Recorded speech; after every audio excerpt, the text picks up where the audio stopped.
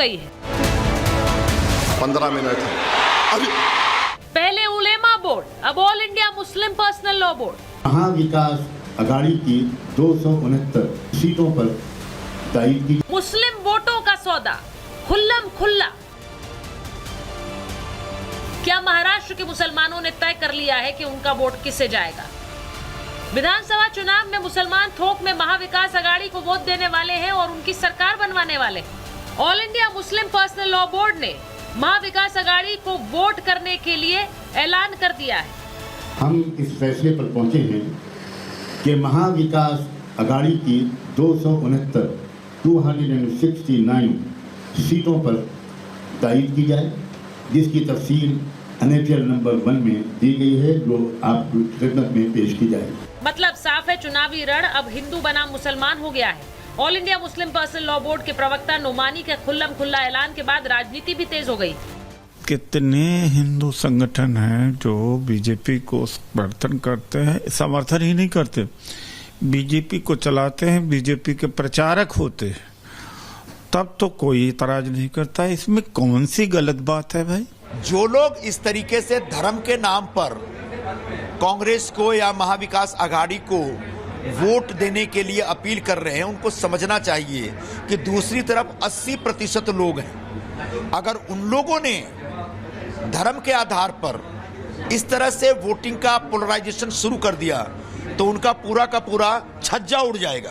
ये चुनाव Mahavikas Aghadi clear cut मुस्लिम वोटों के आधार पर और मुस्लिम लोगों को हमको ही मुस्लिम करके मतदान करो इस मुद्दे पे कह रहे, इसको ही हम जिहाद कह रहे। और इसके लिए अभी महाविकास आघाड़ी एंड कांग्रेस ये पूरी तरह से एक्सपोज हो गई है। नुमानी का ये बयान बताता है कि उद्धव ठाकरे, शरद पवार और कांग्रेस ने मुसलमानों से हाथ मिला लिया है, लेकिन उसके बदले सौदा किया है मुसलमानों की कई बातें मानने का।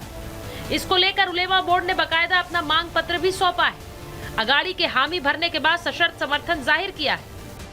कुछ दिन पहले कांग्रेस पार्टी के अध्यक्ष को ये सारे उलेमा मिले और कहा मुसलमानों को आरक्षण देना चाहिए। आप लोग सहमत हो क्या मुस्लिम आरक्षण के लिए? अरे जोर से बोलो, सहमत हो क्या? ऐसा ही कुछ मामला झारखंड से भी सामने आया। लोहरदगा में जमीयत उलेमा ने मुसलमानों से इंडी गठबंधन को वोट देने की अपील की है। वहीं खुलकर कांग्रेस नेता घुसपैठियों को फ्री में सिलेंडर देने की बात कर रहे हैं। जैसे सरकार बनेगी 1 दिसंबर से गैस सिलेंडर का कीमत सिर्फ 450 रुपए। ये आम जनता, ना उसमें हिंदू देखा जाएगा, ना मुसलमान देखा जाएगा, ना घुसपैठिए देखा जाएगा, तो ना कोई और चीज देखा जाएगा। कांग्रेस की ये सोच देश के सामने उजागर हुई है और जिस तरह से यहाँ पे इनके प्रभारी ने कहा, मीर साहब ने, कि हम बांग्लादेशी घुसपैठियों को भी सब अधिकार देंगे, ये दिखाता है कि राहुल गांधी जी की सोच क्या है। चुनावी सवर में मौलानाओं की एंट्री से कई सवाल खड़े हो गए। सवाल ये कि all India Muslim personal law board और उलेमा बोर्ड के पैगाम को क्या मुसलमान मानेंगे? सवाल ये भी कि क्या धर्म के आधार पर वोट की गोलबंदी संविधान के तहत है? और सवाल ये भी कि वोट के लिए फतवा भी कबूल है, वक्फ भी कबूल है और घुसपैठिए भी कबूल है क्या? Bureau report, Republic Bharat. वक्फ का खुलकर विरोध भी कबूल है, घुसपैठिए भी कबूल है। ये सब हो रहा है मुस्लिम वोट के लिए। मैं आपको बताती हूँ कि अलग अलग पार्टियां, क्योंकि इस डिबेट को मैं उसकी शुरुआत करूं, अपने मेहमानों का परिचय आपसे करवाऊं, उससे पहले जरा आपको बताती हूँ अलग अलग पार्टियां मुस्लिम वोट के लिए कर क्या रही हैं। कांग्रेस खुलकर मुसलमानों को आरक्षण का वादा कर रही है, क्योंकि उलेमा बोर्ड यही मांग कर रहा है और कांग्रेस ने उस पर हामी भी भर दी है। तो क्या मुस्लिम आरक्षण के साथ है Congress party? Samajwadi party PDA की बात करती है, यानी पिछड़ा, दलित और अल्पसंख्यक, लेकिन उनके अल्पसंख्यक में क्या सिर्फ मुसलमान है? क्योंकि बात सिर्फ मुसलमानों की करती।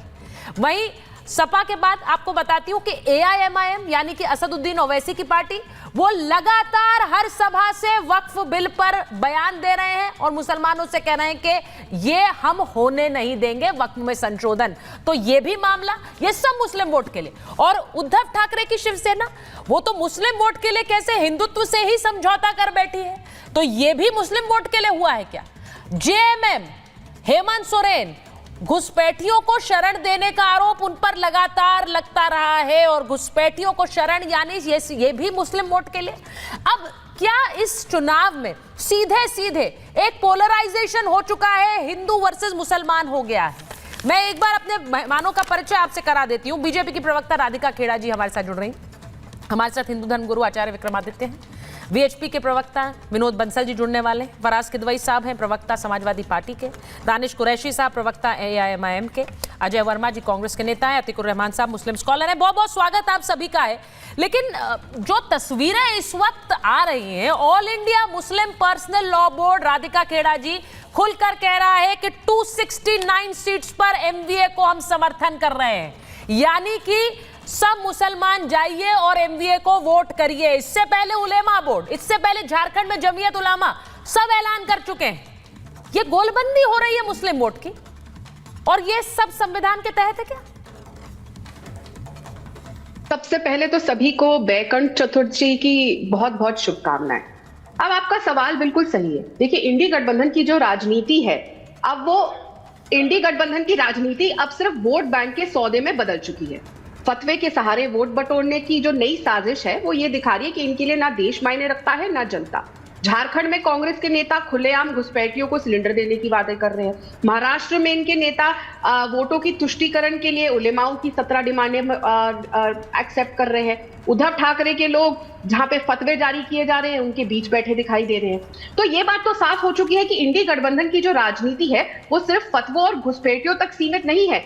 अब ये पार्टियां चुनाव जीतने के लिए क्या कर रही है, वो मुस्लिम पर्सनल लॉ बोर्ड के आगे घुटने टेक रही है, 17 वादे उलेमाओं के पूरे कर रही है, घुसपैठियों को ताज बना के सर पे बिठा रही है और देश की सुरक्षा को अब हर चीज के आगे गिरवी रख रही है। हम लगातार कहते आ रहे हैं कि Congress party led India alliance देश के विरोधी है, देश के खिलाफ है, और आज उन्होंने ये साबित करके दिखा दिया।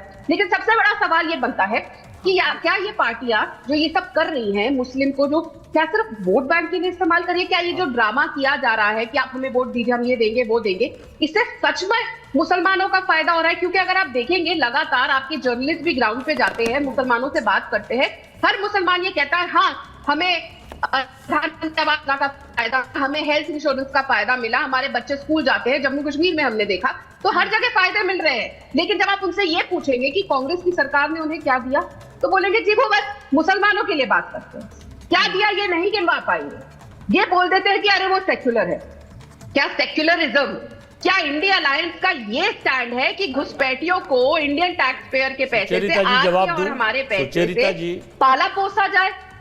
देश की अखंडता पे आज सवाल आ गया। मतलब desperate times call for desperate measures, ये बहुत फेमस कहावत है, लेकिन इतनी डेस्परेशन की घुसपैठियों को सर का ताज बना के कांग्रेस के शीर्ष नेतृत्व 8 जनरल सेक्रेटरी में से एक, सबसे मोस्ट पावरफुल लोगों में से एक, और खुद वो एक विधायक भी है जम्मू कश्मीर में। तो सोचिए उन लोगों ने जम्मू कश्मीर की क्या हालत करी हुई है। मैं हैरान हूं इस ऐलान से राधिका जी।